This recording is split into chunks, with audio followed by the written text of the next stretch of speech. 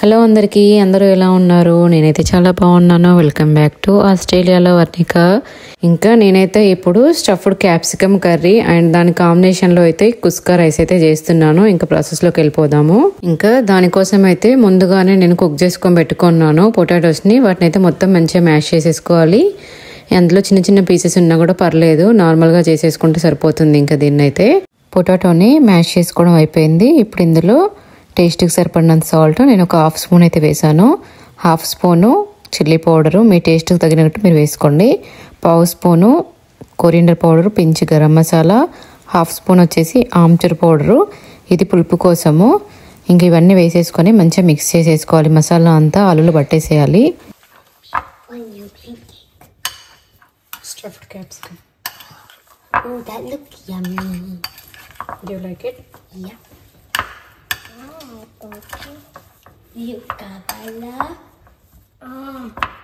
ఆలు మసాలాలలో మంచి మిక్స్ అయిపోయింది. నెక్స్ట్ అయితే నేను క్యాప్సికమ్ని అయితే ఇలా హాఫ్ పీసెస్ లాగా కట్ చేసేసుకున్నాను. ఇంక ఇవన్నీ చేసుకున్న వాటికి ఇందాక ప్రిపేర్ చేసుకున్న స్టఫ్ని కూడా ఎంత ఫిక్స్ అయితే అంత పెట్టేసుకొని అన్నిటిలో ప్రిపేర్ చేసుకొని పెట్టుకోవాలి ఫస్ట్. ఇంకా చిన్నగా ఉన్నాయి క్యాప్సికమ్, స్టఫ్డ్ క్యాప్సికమ్ చేస్తే బాగుంటుంది. మా పిల్లలు కూడా ఇష్టంగా తింటారు. సో అందుకోసం అని చెప్పేసి అయితే నేనైతే స్టఫ్డ్ క్యాప్సికమ్ కర్రీ అయితే చేస్తున్నాను. ఇవన్నీ వచ్చేసి మా గార్డెన్లో వచ్చినాయి ఈ క్యాప్సికము. ఇంకా మా పిల్లలు నార్మల్గా కర్రీలాగా చేస్తే తినరు ఎక్కువగా. సో అందుకోసం అని చెప్పేసి ఇలా స్టఫ్డ్ క్యాప్సికమ్ చేస్తే తింటారు అని చెప్పేసి అయితే నేనైతే ప్రిపేర్ అయితే చేస్తున్నాను. క్యాప్సికంలో ఆలు స్టఫింగ్ మొత్తం పెట్టుకోవడం అయితే అయిపోయింది. నెక్స్ట్ ప్రాసెస్ చూద్దాము. ఇంకా ప్యాన్ వేడైపోయిన తర్వాత ఒక హాఫ్ స్పూన్ ఆయిల్ వేసేసుకొని ఇందాక ప్రిపేర్ చేసుకున్న స్టఫ్డ్ క్యాప్సికమ్ ఏవైతే ఉన్నాయో అవి పెట్టేసుకోవాలి. మొత్తం అన్నీ ఫిక్స్ చేసేసుకొని లో ఫ్లేమ్లో ఒక 5 మినిట్స్ కుక్ చేసుకోవాలి. అన్నీ పెట్టేసుకోవడం అయిపోయిన తర్వాత ఆఫ్టర్ 5 మినిట్స్ తర్వాత ఇంకొక సైడ్కి టర్న్ చేసేసుకొని మంచి గోల్డెన్ కలర్ వచ్చేంత వరకు ఫ్రై చేసుకోవాలి. ఒక సైడ్ మంచిగా ఫ్రై అయిపోయింది కదా, సో ఇంకో సైడ్ కూడా మంచి గోల్డెన్ కలర్ వచ్చేంత వరకు ఫ్రై చేసుకోవాలి. వీటిని పిల్లలకి ఈవినింగ్ స్నాక్గా కూడా ఇవ్వచ్చు, డైరెక్ట్గా కూడా తిన్నా కూడా బాగుంటుంది. బట్ ఇందులో ఇంకొన్ని ఇంగ్రీడియంట్స్ యాడ్ చేసుకుంటే సరిపోతుంది. అందులో వచ్చేసి onion, coriander leaves, curry leaves ఇవన్నీ వేసేసుకొని ఇలాగే స్టఫ్ చేసేసి ఫ్రై చేసి పిల్లలకి ఇస్తే కూడా స్నాక్గా బాగుంటుంది. ఇది టర్న్ చేసుకున్నాక కూడా లో ఫ్లేమ్లోనే 5 మినిట్స్ కుక్ చేసుకోవాలి. సో ఇంకా మంచి కుక్ అయిపోయింది. క్యాప్సికమ్ కూడా మంచి గోల్డెన్ కలర్లోకి వచ్చేసింది కదా.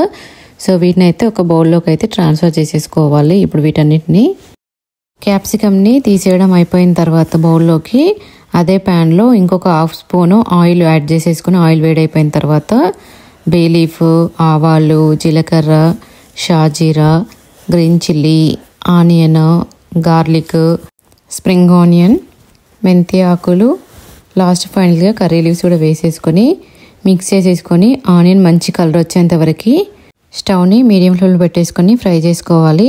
ఆనియన్ ఫ్రై అయిపోయిన తర్వాత జింజర్ గార్లిక్ పేస్ట్, పసుపు కూడా వేసేసుకొని మిక్స్ చేసేసుకున్నాక టమాటోస్ ఒక 2 అయితే మీడియం సైజ్ తీసేసుకొని ప్యూరీ లాగా చేసేసుకొని కుక్ చేసుకోవాలి.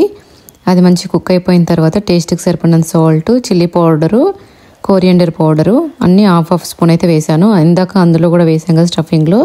టేస్ట్కి సరిపడినంత మసాలాలు యాడ్ చేసేసుకొని మిక్స్ చేసుకున్నాక ఒక పావు గ్లాస్ వరకు వాటర్ అయితే యాడ్ చేసేసుకొని కుక్ చేసుకోవాలి. అది మంచిగా కుక్ అయిపోయిన తర్వాత ఇందాక ప్రిపేర్ చేసుకున్న స్టఫ్డ్ క్యాప్సికమ్ ఏదైతే ఉందో వాటిని అందులో వేసేసుకొని ఒక 5 మినిట్స్ మీడియం ఫ్లేమ్లో కుక్ చేసుకోవాలి. దాంతోపాటు మిగిలిపోయిన ఆలు స్టఫ్ కూడా ఉంది కదా, దాన్ని కూడా వేసేసుకొని కుక్ చేసుకోవాలి. ఆఫ్టర్ 5 మినిట్స్ తర్వాత మళ్ళీ ఇంకొక సైడ్ కూడా టర్న్ చేసేసుకొని మళ్ళీ లో ఫ్లేమ్లో పెట్టేసుకొని కుక్ చేసుకోవాలి.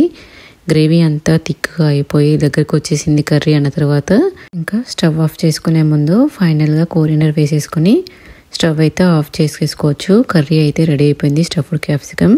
దీని కాంబినేషన్లో కుస్కా రైస్ని అయితే ప్రిపేర్ చేస్తున్నాను అన్నాను కదా, సో దాన్ని ప్రిపేర్ చేద్దాం ఇప్పుడైతే.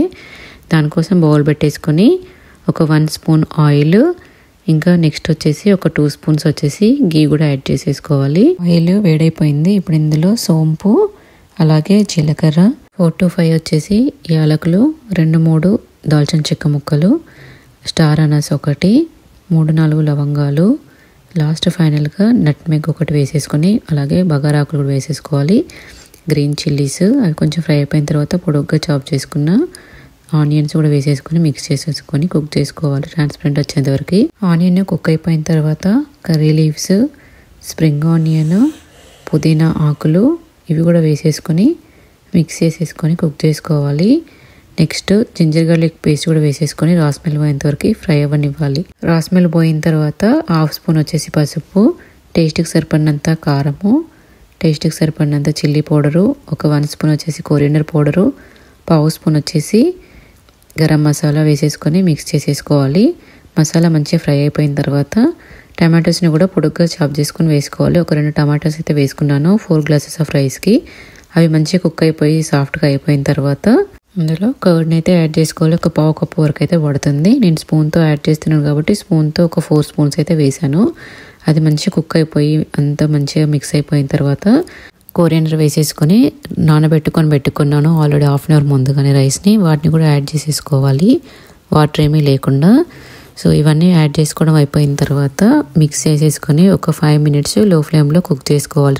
అలా చేస్తే రైస్ అనేది స్టిక్కీగా ఉండకుండా మంచిగా పొడిగా వస్తుంది. సో రైస్ కూడా మంచిగా ఫ్రై అయిపోయింది. నేను 1 గ్లాస్ ఆఫ్ రైస్కి 1 3/4 గ్లాస్ వాటర్ అయితే యాడ్ చేస్తున్నాను. నేను బాస్మతి రైస్తో చేస్తున్నాను కాబట్టి అంత వేసాను. నార్మల్ రైస్ సోనా మసూరి రైస్తో చేస్తే 1 గ్లాస్కి 2 గ్లాసెస్ ఆఫ్ వాటర్ వేసేసుకుంటే సరిపోతుంది. వాటర్ వేసుకోవడం అయిపోయిన తర్వాత స్టవ్ అయితే హై ఫ్లేమ్లో పెట్టేసుకొని రైస్ని కుక్ చేసుకోవాలి మధ్య మధ్యలో చూసుకుంటూ. రైస్ కూడా మంచిగా కుక్ అయిపోయింది. వాటర్ కూడా అన్నీ ఆల్మోస్ట్ అయిపోవడానికి వచ్చేసినాయి. సో ఇంక ఇప్పుడైతే నేను ఒక ప్యాన్ని పెట్టేసేసుకొని స్టవ్ని అయితే లో ఫ్లేమ్లో పెట్టేసుకొని ఆ బౌల్ని పెట్టేసి మళ్ళీ కుక్ చేస్తాను. వాటర్ మొత్తం అయిపోయిన తర్వాత స్టవ్ అయితే ఆఫ్ చేసేసుకొని వెంటనే లిడ్ ఓపెన్ చేయకుండా ఆఫ్టర్ 5 మినిట్స్ తర్వాత ఓపెన్ చేసేస్తే కుస్కా రైస్ అయితే రెడీ అయిపోతుంది. అలా ప్యాన్ పెట్టేసుకొని చేసుకుంటే ఏంటి అంటే కింద రైస్ అడగంటుకోకుండా మంచిగా వస్తుంది. Stuffed capsicum curry and kuska rice 2 ready అయిపోయినాయి. ఇప్పటివరకు మీరు ఎవరైనా టేస్ట్ చేయకపోతే టేస్ట్ చేయండి. సూపర్గా ఉంటుంది ఈ కాంబినేషన్ అయితే. ఒకవేళ మీరు ట్రై చేస్తే మీకు ఎలా వచ్చింది ఏంటి కామెంట్ చేయడం అయితే మర్చిపోవద్దు. ఇంకా నేనైతే సర్వ్ చేసేసుకుంటున్నాను. ఇంకా ఈ ఫ్లేవర్కి ఇవి చూస్తుంటే నేను ఎప్పుడు తినాలా అనిపిస్తుంది నాకైతే. సో నేనైతే ఎంజాయ్ చేస్తాను. ఇంకా మీరు కూడా ట్రై చేసి మీకు ఎలా వచ్చింది కామెంట్ చేయడం అయితే మర్చిపోవద్దు. ఇంకా ఇప్పటి వరకు వీడియోస్ చూస్తూ ఎవరైనా సబ్స్క్రైబ్ చేసుకోకపోతే ప్లీజ్ సబ్స్క్రైబ్ చేసేయండి. పక్కనే బెల్ ఐకాన్ కూడా ఉంటుంది కదా, దాన్ని కూడా కొట్టేసి పెట్టేసేయండి. ఇలా వీడియో అప్లోడ్ చేయగానే మీకు నోటిఫికేషన్ వచ్చేస్తుంది. Thanks for watching my videos. Bye.